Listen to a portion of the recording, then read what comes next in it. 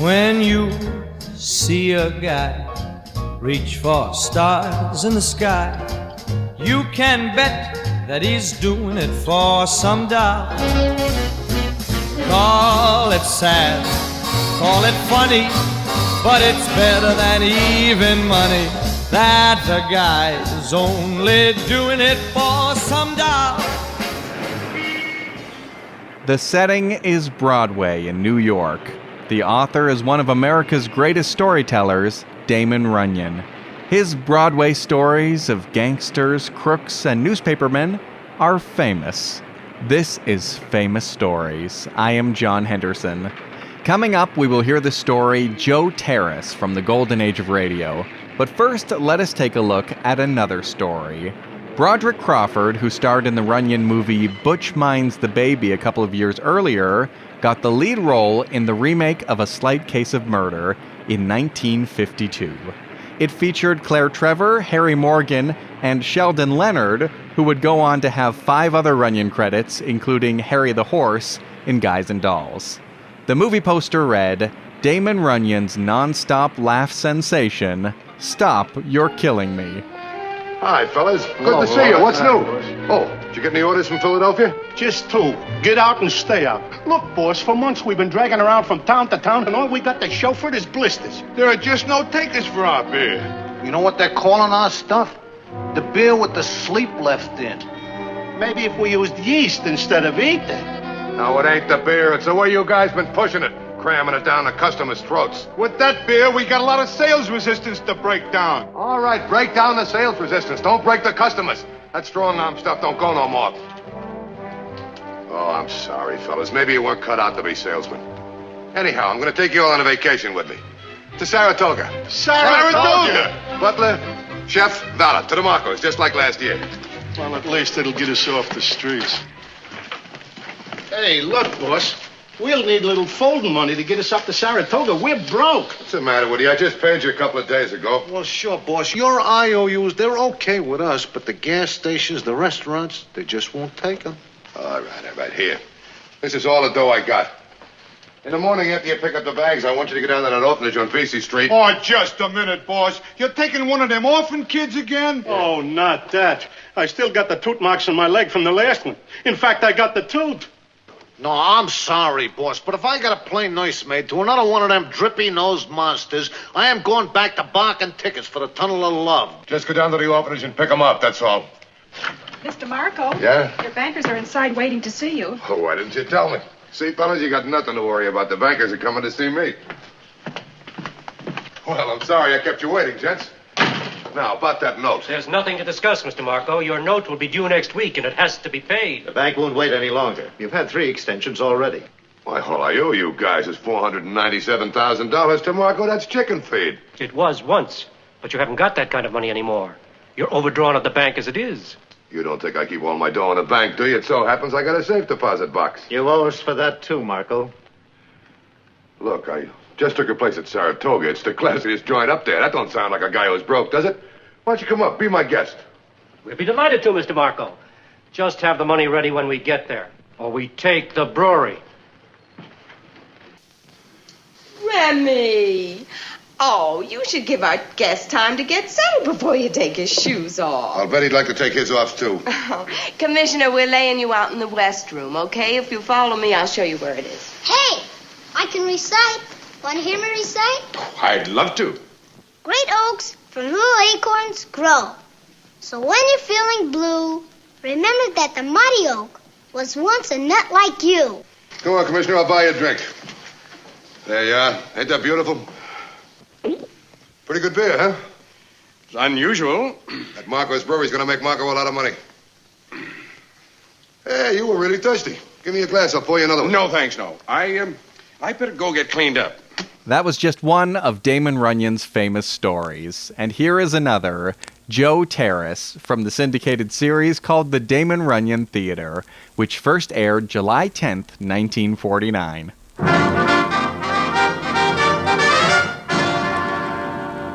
The Damon Runyon Theater.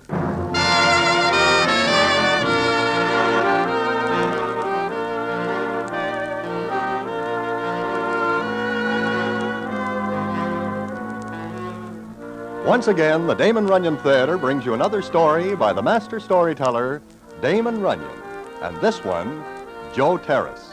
And to tell it to you, here is Broadway. Thanks. As they say in books, I am more than somewhat at a loss to figure how to begin telling you about Joe Terrace, who is a linotype operator on one of the daily blats. I guess it begins one early morning about 4 in the a.m. in Mindy's. Quite a few of the newspaper guys drop in for a snack, and Joe Terrace does also when he finishes work.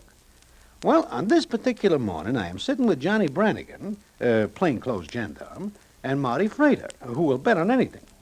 Marty looks up and says, I could have made book on it. There he comes. Joe Terrace. Right on the dot, 4 a.m. I wonder who winds him up and sets him. I hear tell he's the best linotyper in town.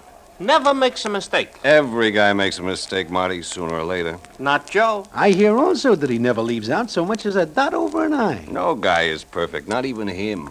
Got any dough, Johnny? Not for a touch. No touch. But you're sure every guy slips up sooner or later, huh? Murderers, crooks, con men, even plain, ordinary guys like Joe Terrace. Why? I'll lay 5-1 on Joe. What do you mean, how? We'll find out what stuff he sets up on a paper. You and me make a bet for 6 months that he don't slip. Not even once? Not even half of once. Anything counts? Anything. A word left out, one too many put in, anything. For how much? My 50 against your 10.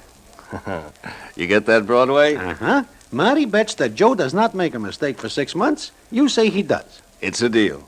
I still say that sooner or later, every guy makes a mistake. It's what's called human nature. And Joe Terrace is only human.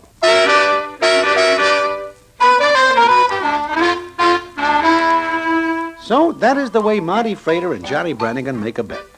Personally, I think Johnny stands to lose the sawbuck because I know Joe Terrace and he is like a machine. However, what happens is something for the books, and I will tell you about it in a minute.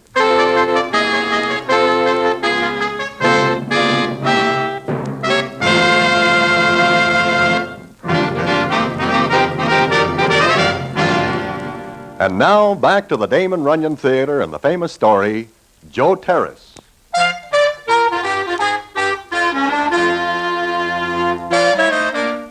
Well, like I say, Marty and Johnny make that bet, and a couple of weeks go by, and Joe Terrace never forgets so much as a comma or a similar item.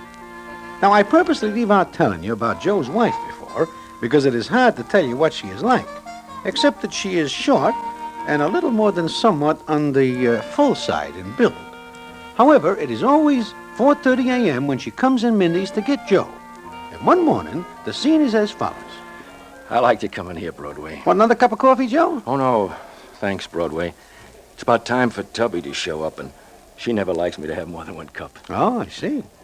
You've never been married, have you? I managed to evade the possibility for some time now. Have you ever thought about it? Oh, I think about it. But then I dismissed the idea as foolish. Oh. I've been married for 18 years. Just to Tubby, huh? Just to Tubby. Well, it is nice to see a citizen who is steady. Hiya, fellas. Oh, sit down, Johnny. Thanks. How are you, Joe? Just fine, Johnny. And you? Good. When are you going to slip up, Joe? Huh? Slip? What do you mean? You don't know about the bet, huh? What bet? Oh, Johnny here and Marty Frater make a bet on you, Joe. Marty bets you never make a mistake in your work. Johnny says you will.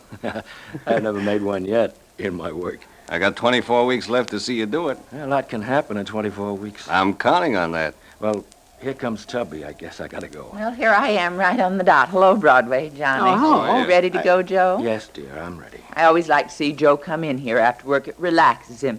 His line of work is so exacting, don't you think? Well, a man needs to relax, don't you think so? And I think a man's wife should always help him do that. I think after sitting in that stuffy room at the paper all night, he needs his wife to talk to, don't you? Well, Joe and I talk about a lot of things, don't we, Joe? Yes, we do. Everything go all right tonight, Joe? Well, except everything always goes all right for Joe. He's the most careful man in the world. Why, his pipe's always in the same place. And did anything interesting happen tonight, Joe? Nothing. Nothing at all. Oh, you poor dear, you're tired. Come on, I've got the car parked at the garage. We'll walk there and pick it up. Oh, I had the tank filled and the whole thing checked. Oh, was something wrong? Joe, don't you know what day tomorrow is? Another day. Joe, it's our day off. Oh, I forgot. Just like a man. You know, we always take a drive up the Palisades on our day off. We haven't missed in 10 years, have we, Joe? Except for the time. Not once in 10 years. We pack a lunch and just relax. Yeah, I can see that. Well, let's go, Joe. I know you like to talk to your friends, but you got to get some sleep sometime. Good night, Broadway, Johnny. Good night. See you later. Sure, okay, Joe. Be good, Joe. Yeah, good. Joe, I think you ought to talk to the man about the paint on the house. Funny that a Peeling off quiet the guy like Joe should marry a dame who likes to talk. Maybe Joe is not quiet 18 years ago. Maybe he just gets that way. I see what you mean. Yeah, there's nothing to laugh about. A doll like that can be very wearing on a man over 18 years. I wasn't thinking about that. Oh, no? What do you think about, Johnny? Oh, just that I made the wrong bet. How do you figure that? I should have made the bet 18 years ago because, brother, he made his big mistake then.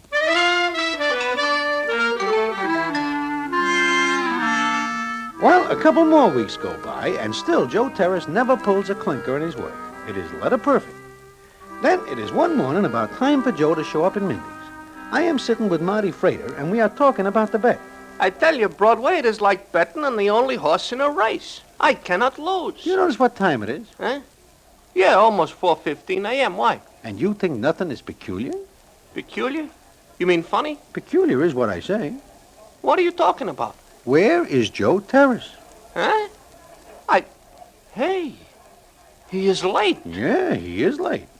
Now, that's funny. Very. Because every morning for a long time, Joe Terrace comes in right about 4 bells. In fact, the chef times his cooking by Joe Terrace. Maybe it's his day off. Yesterday is. Oh. Say, you don't think anything's happened to the guy, do you? All I say is, it is very peculiar that he does not show up. Yeah. And Hey, there's Johnny Brannigan. Yeah, I see him. Hey, Johnny, over here. Hello, Marty. Broadway. Hi, Johnny. What's new, Johnny? Lots. What do you mean by lots? You drinking this coffee? It has got sugar in it. I like sugar.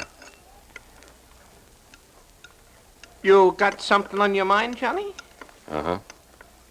Joe didn't come in, did he? We were just talking about it when we see you. Joe won't be here. Not this morning. Something happens? Something happens. Something about our bet? Nope. Yesterday was Joe's day off. Yeah, I know that. What about it? Every day off, he and his wife take a drive up to the Palisades for a picnic. What are you getting at, Johnny? It didn't turn out to be a picnic yesterday. Hand me the cream. Here. This is what I like about gendarmes. They talk all around things without ever saying anything. Training. Well, Joe and his wife took their outing. Only Joe came back from it. What happens? From the way Joe told it, she, Tubby, got a little too close to the edge. She was dead when Joe got down to her. The poor guy. The poor little guy. Yeah. It's all broken up. You see him? Uh-huh. About a half hour ago. Gee. Marty, if you want to call the bet off, it's all right with me. A guy in Joe's spot isn't responsible for any mistakes he makes. No. I'll stick with the guy. Okay. Gee, this makes me feel awful bad. I don't feel like sitting here anymore. He is going to miss her after 18 years. I gotta go. I don't like it here anymore. See you tomorrow. Yeah, bye. So long, Marty. Johnny. How does it happen you go to see Joe? Routine. What routine? Just routine. By the way, you doing anything special tomorrow? Well, I plan on a few hours at the track at Jamaica. You never pick the right GGs. How about saving yourself some money and take a trip with me tomorrow? Where to? The Palisades.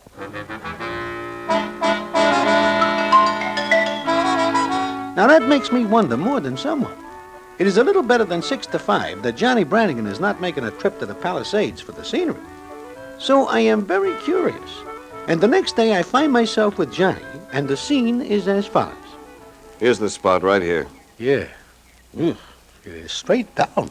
Anybody falling off here is a sure bet to stop breathing. Yes. Maybe you will now tell me why you wish to come here. Just curious. I know you are a very curious citizen, Johnny. But this time it seems to me your curiosity is very strange. Maybe. How long did Joe say he and Tubby's been coming here? 10 years. Only she said it. That's right. She said it. In fact, she said a lot of things. What does that mean? Nothing, I guess. But in 10 years, you get to know a place pretty well. In fact, you could get to know it so very well that you could walk around blindfolded.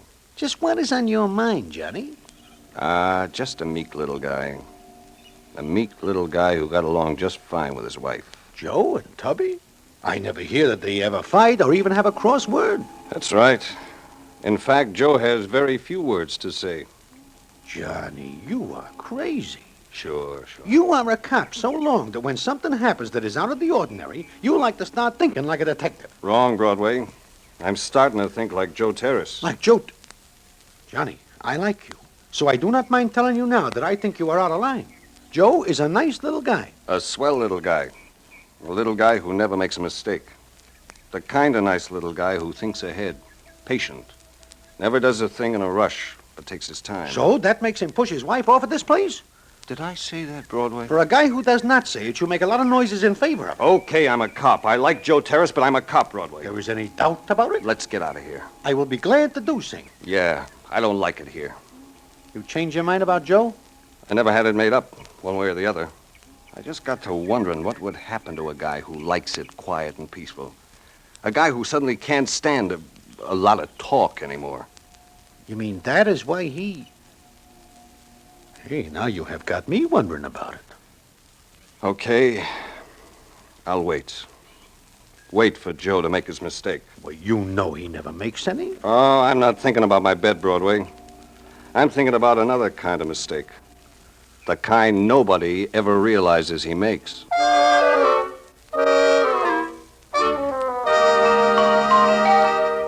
So, that is that. Johnny is a real smart cop. But nobody ever believes that Joe does anything wrong. In fact, I think Johnny is crazy. But like I say, he is a smart gendarme.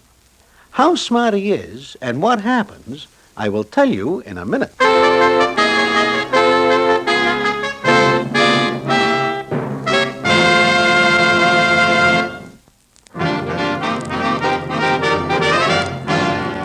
And now back to the Damon Runyon Theater and the famous story, Joe Terrace.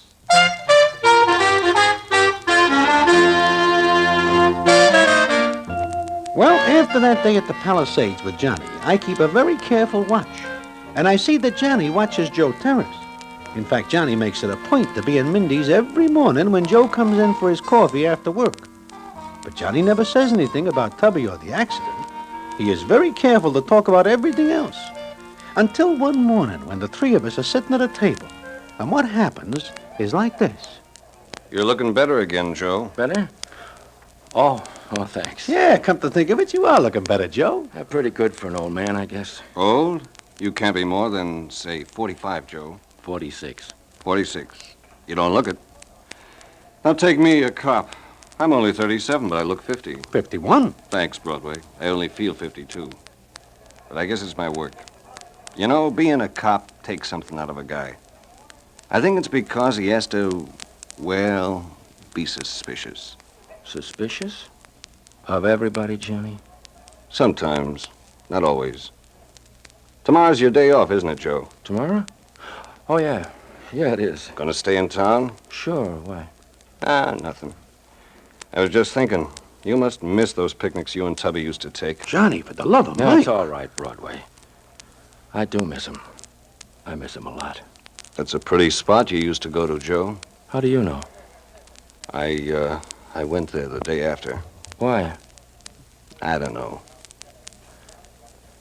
Well, I gotta be going now.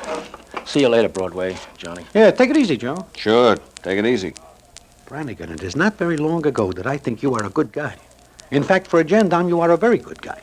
But that is 10 seconds ago. My opinion has changed more than somewhat. You're fickle, Broadway. You give that poor guy a very bad needle. Did I? Please do not act innocent with me. It is only a month ago that the accident happens with Tubby. A guy like Joe is not over it yet. And you sit here and make him remember it even more. Maybe I had a reason. Oh, you are still on that kick, huh? Yeah. Broadway, what are you doing tomorrow? Keeping real far away from you. Let's go to the Palisades. What? What is the matter with you? Look, go with me. Just once more. Why? Well, I like you. I like to think you like me. I don't want you to change your mind. It is already too late to hope that. Look, go with me tomorrow for the last time. And I promise you something. Like what, for example? If you don't agree with me even a little after we get back, I'll never say another word about the whole thing. I promise.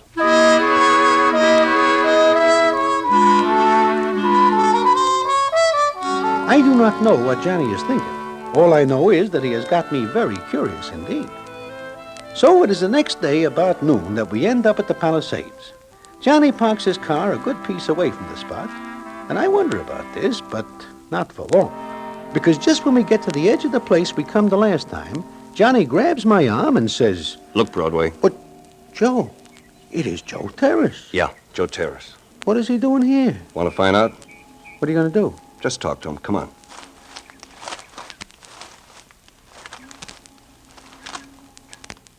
Hello there, Joe. Huh? Johnny, Broadway. Hope we didn't scare you, Joe. Scare me? Why should I be scared, Johnny? Well, we came up on you kind of suddenly. Yeah. What are you doing here, you and Broadway? Looking.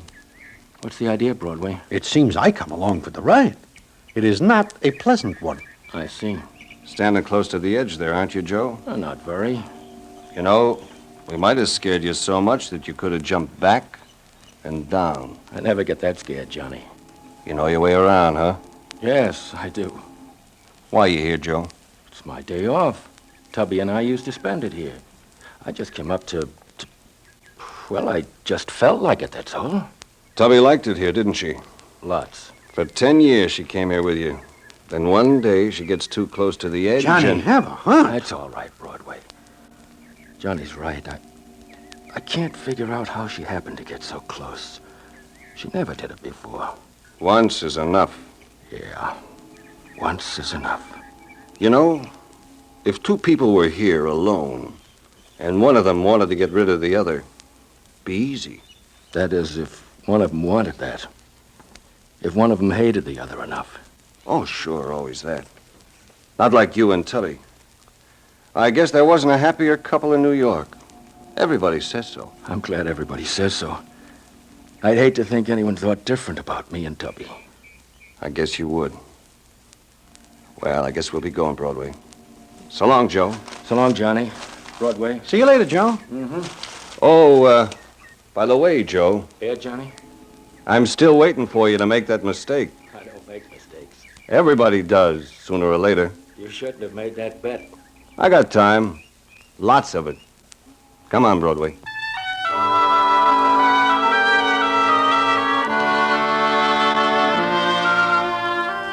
Well, I have got to admit that maybe Johnny has got something. There is the way Joe looks at him, the way he talks, the way he seems so sure of himself. And he does not seem real broken up. However, Johnny never lets up. He keeps watching Joe, and whenever the two meet, it is like a couple of boxers.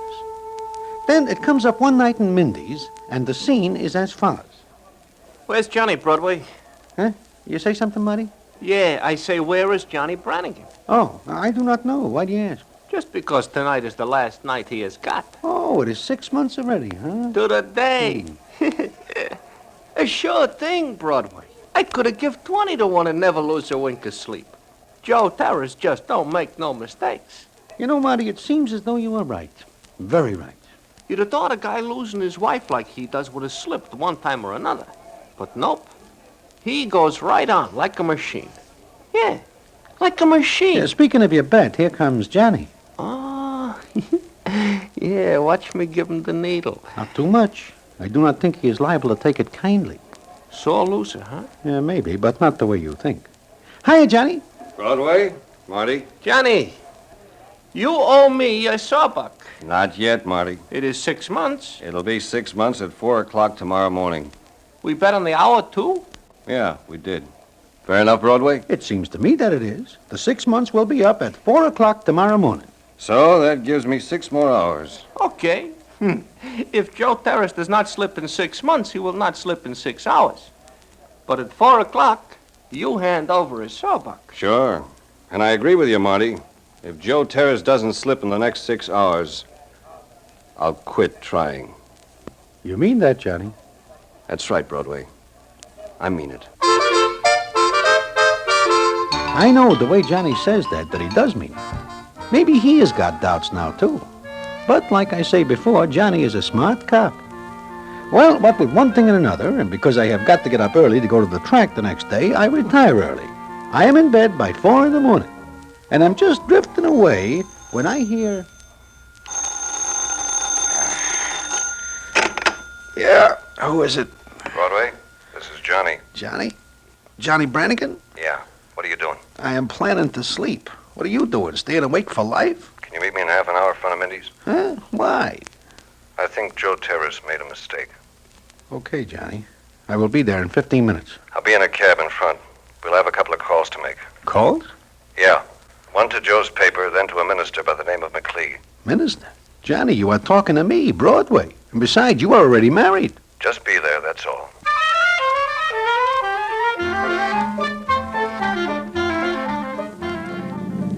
Johnny, please tell me what this is all about. First you rush to the paper and you do a lot of talking. Now you're rushing out to a minister. Yeah, that's right.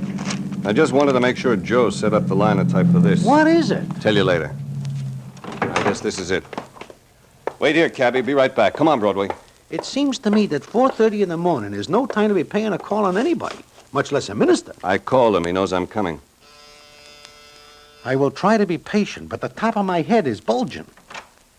How do you do, Mr. Brannigan? Me. It's nice of you to go to this trouble, Reverend McLee. Not at all. Your phone call was very unusual. We won't come in. That it in your hand? Yes. Here you are. Won't take a minute. This is exactly the way you wrote it? Word for word. Nothing left out, nothing added. It's an exact copy. In fact, you can see that's a carbon. Can I have this for a while? Certainly. And I hope for his sake that you're wrong. Yeah, sure. Well, thanks, Reverend McLee. Goodbye.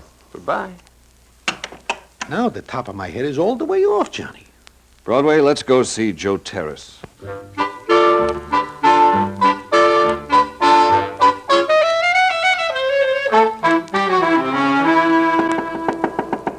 He is a very hard sleeper. You knocked for a minute already. Take it easy. What's the matter? Oh. Hello, Joe. Johnny. Mind if we come in? No, come on. Joe, this won't take only a few seconds. Joseph Terrace, I hereby arrest you for the murder of your wife. You do? Why, Johnny? On your confession. Confession? Johnny, he does not say a word. He didn't have to. Did you, Joe? What do you know, Johnny? How do you know? Here. You set the type for this sermon by Reverend McLee, didn't you? Yes, I did. You can check at the paper. I did. Now, here. Here's a copy of the sermon. Reverend McLee gave it to me. Take a look at it, Joe. A good look. Read it carefully. Then read what you set up for the paper. I see. I guess I made a mistake, didn't I? How do you like that? All my life I've been a typesetter and linotype operator, and this is the first mistake I ever made. Coming along, Joe? I guess I am, Johnny. I guess I am. You know, I'm glad. It was kind of a strain on me. Else I never would have made that mistake. Okay, Johnny, I'll dress and go with you.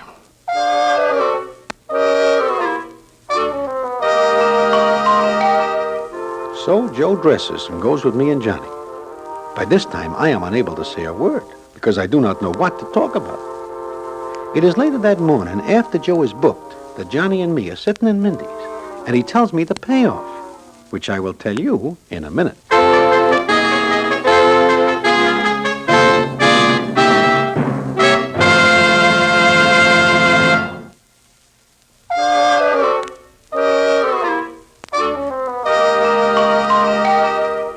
Like I say, it is later that morning in Mindy's.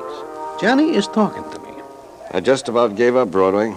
In fact, I would have if it hadn't been for that bet with Marty Frater. I looked through the paper. I always read everything. It's the cop in me. Never miss a thing. You mean you even read sermons? Yeah.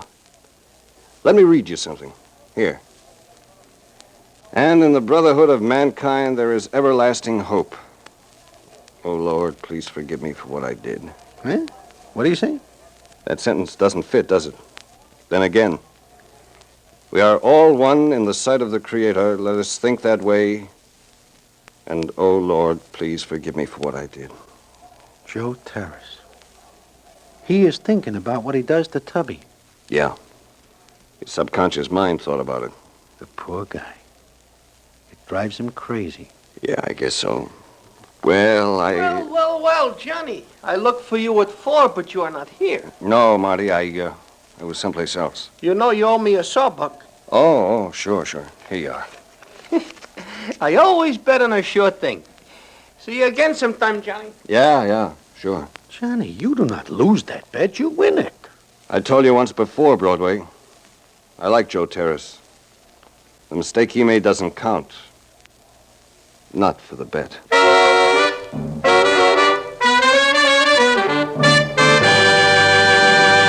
And so ends Joe Terrace, another of the famous stories. Our opening music was Guys and Dolls by Bobby Darin, a cover of the song from the musical Guys and Dolls, based on the stories of Damon Runyon. In 1949, the Damon Runyon Theater, with John Brown as Broadway, was directed by Richard Sandville, and the stories were adapted for radio by Russell Hughes. Bern Karstensen was in charge of production for Mayfair Syndication. John Henderson speaking.